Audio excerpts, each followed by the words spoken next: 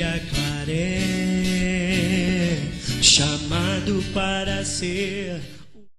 Amados irmãos, amadas irmãs, estamos neste mês de outubro, quando celebramos a festa de Santo Antônio Maria Claret, o grande missionário, o grande servidor da palavra. Antônio Maria Claret nasceu em Sallent, perto de Barcelona, na Espanha. Filho de industriais, trabalhou na fábrica, juntamente com o pai e operários. Foi a Barcelona para aperfeiçoar-se na arte do tecido, quando tinha lá seus 20 anos. E aí foi quando Deus tocou no seu coração para lhe dizer que o seu serviço não era aquele da fábrica de tecidos, mas era o serviço missionário da palavra. Claret, um certo dia, entrando numa igreja, ouviu aquele trecho do Evangelho que dizia: de que serve ganhar o mundo inteiro se vier a perder a sua alma ou a sua vida? Foi quando aconteceu a reviravolta na vida daquele moço que tinha mais ou menos 20 anos. Aquele moço que tinha diante de si um futuro promissor, que tinha um futuro de fama na sociedade, que teria muito dinheiro no bolso e assim por diante. Ele renunciou a tudo isso para seguir a voz e o chamado de Deus.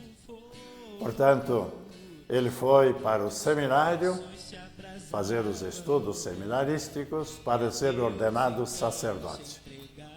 Uma vez ordenado sacerdote, queria estar à disposição e a disponibilidade missionária para ir a qualquer parte do mundo.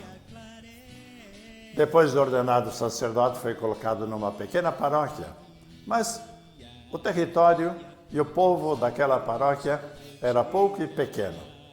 Por isso foi a Roma oferecer-se à congregação da propagação da fé para ser enviado.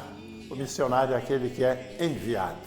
Como a mesma palavra, missão, missionário, é o enviado. A ser enviado a qualquer parte do mundo onde houvesse mais necessidade de evangelização e de evangelizadores. Por motivo de doença, teve que voltar para a Espanha. Mas aí esteve à disposição do seu bispo para ser enviado a pregar missões populares por todos os povoados e cidades da Catalunha, da Espanha, nas Ilhas Canárias. E depois, mais tarde, também foi enviado para Cuba, como arcebispo de Santiago de Cuba. Mas vamos voltar atrás. O que é que motivava o espírito, o coração deste jovem Antônio Claret? Ele era um grande devoto da Eucaristia. Aqui estamos diante do sacrário onde está Jesus sacramentado. A Eucaristia era o alimento para o seu espírito. Também grande devoto do coração imaculado de Maria. Maria era quem o acompanhava em suas andanças missionárias. Ela, com o seu coração materno, ia junto para poder reunir o povo, como a mãe reúne os seus filhos. Ela reunia o povo e ele aproveitava a oportunidade para evangelizar, pregar a palavra de Deus. Pelas terras da Espanha, ele viu que havia muita necessidade de evangelizadores e por isso ele se sentia sozinho, uma pessoa só, não podia fazer por dois. Ele que tinha um espírito, como ele mesmo dizia, aberto para o mundo inteiro, não podia se circunscrever a um território pequeno, mas era para o mundo inteiro. Por isso encontrou outros 5 sacerdotes que tinham esse mesmo espírito missionário de Claret.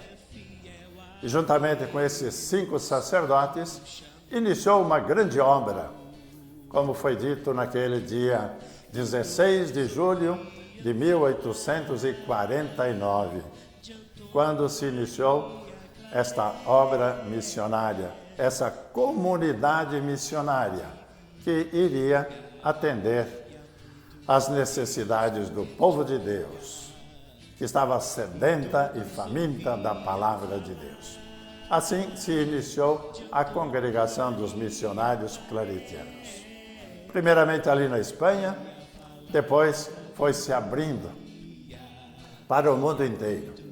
Hoje os filhos de Claré, os filhos do Imaculado Coração de Maria, estão em 70 países no mundo inteiro, seguindo este mesmo caminho, seguindo este mesmo espírito, este espírito de evangelização. Anunciar a palavra de Deus usando todos os meios possíveis. Os meios falados, hoje em dia, por meio da rádio, por meio da televisão, por meio da internet, por meios escritos, como aqui no Brasil temos a editora Ave Maria, a revista Ave Maria, que começou a circular em 1898 e até hoje está aí circulando pelo Brasil afora, levando a palavra de Deus. Também cumprindo esta missão de evangelizar por meio das crianças, com escolas, creches, colégios, faculdades, universidades, enfim, usando todos os meios para evangelizar.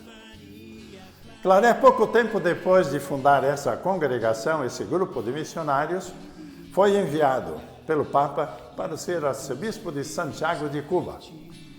Ele inicialmente se recusava, pois estamos começando uma obra missionária aqui, e aqui há tanta necessidade. Mas quando alguém lhe disse, Antônio, obedece ao Papa, lá em Cuba você poderá ser um bispo missionário. Aí ele aceitou e foi para lá.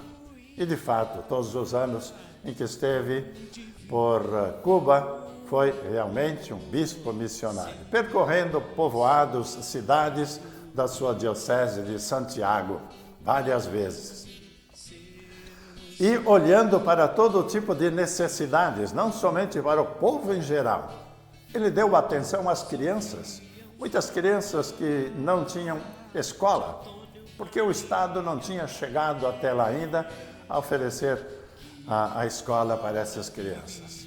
E juntamente com Madre Paris, em Cuba, ele fundou a Congregação das Missionárias Claretianas para o ensino, para a educação dessas crianças. Ele também olhou para os jovens. Ali em Cuba, ele também fundou um colégio agrícola para dar a educação necessária aos jovens e também ensinar um ofício, um trabalho, um serviço. Ele também olhou para os camponeses que trabalhavam na terra, sem muitos recursos, também deu atenção para eles. Ele chegou a escrever 2 livros sobre agricultura. Fato inédito, um bispo escrever sobre a agricultura, mas ele fez, porque era uma necessidade para o povo. Ali em Cuba também fundou uma espécie de caixa econômica para apoiar esses agricultores economicamente. Também foi um grande defensor dos pequenos, dos oprimidos, daqueles que não tinham a liberdade, como os escravos. Por isso, ele criou inimigos também, né? E ali em Cuba, ele foi navalhado no seu rosto, no seu pescoço, porque exatamente os grandes da terra de Cuba, os donos, que se achavam donos das propriedades rurais, não aceitavam a dispensa ou a libertação dos escravos. E assim ele foi perseguido. Ele foi perseguido lá em Cuba, foi perseguido na Espanha, foi perseguido até os últimos momentos da sua vida. Depois de cumprir o serviço missionário em Cuba, ele volta para a Espanha.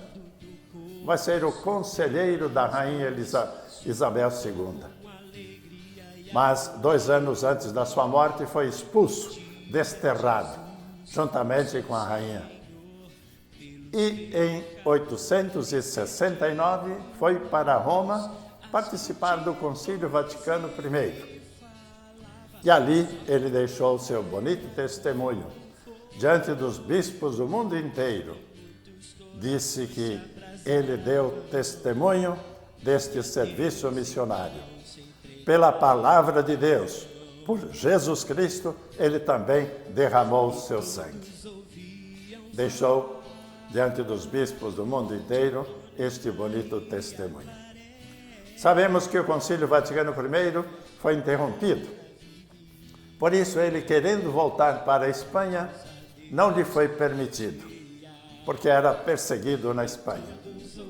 Por isso, teve que refugiar-se num mosteiro ao sul da França, esconder-se para não ser caçado e não ser morto pelos que o perseguiam. E ali terminou seus dias neste mosteiro de cistercienses. Ele, que era um príncipe da igreja, um arcebispo, deveria ter um funeral bonito, estupendo, com orquestras, música, cantos, muita gente. No seu funeral não tinha senão uns poucos monges e uns 2 ou 3 missionários claretianos. E não havia outra música senão a música de um passarinho que cantava dentro da igreja. Como perseguido, não lhe foi permitido nem ser enterrado no cemitério do mosteiro. Foi enterrado lá no fundo do quintal, na beira de um muro.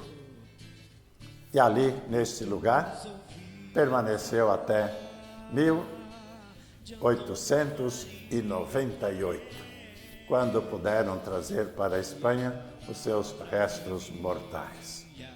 Por isso aqui, Claret deixa para nós esse testemunho de entrega.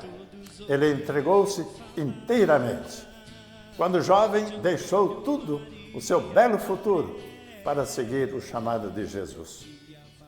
E seguindo o chamado de Jesus, encontrou tantos momentos bonitos, tanta gente que acolhia a sua palavra e a sua pregação, tanta gente que lia os seus escritos, os seus folhetos. Ele que escreveu de próprio punho 144 títulos de livros para todo tipo de pessoa, para criança, para jovem, para casais, para famílias, enfim, escreveu para todos os tipos de pessoa para poder evangelizar também pelo meio escrito. Se ele estivesse hoje, usaria a internet estupendamente, né? Ou a televisão, o rádio. Mas naquele tempo, o meio de comunicação era esse, né? Era o escrito, os livros, os folhetos. E ele usou isso intensamente. Claret nos deixa esse belíssimo testemunho. E pode dizer, como São Paulo, guardei a fé, cumpri o que Deus me havia confiado. E agora volto para a casa do Pai. Ó Pai, aceita-me em vossa presença por toda a eternidade. Assim seja. Muito obrigado pela atenção de vocês.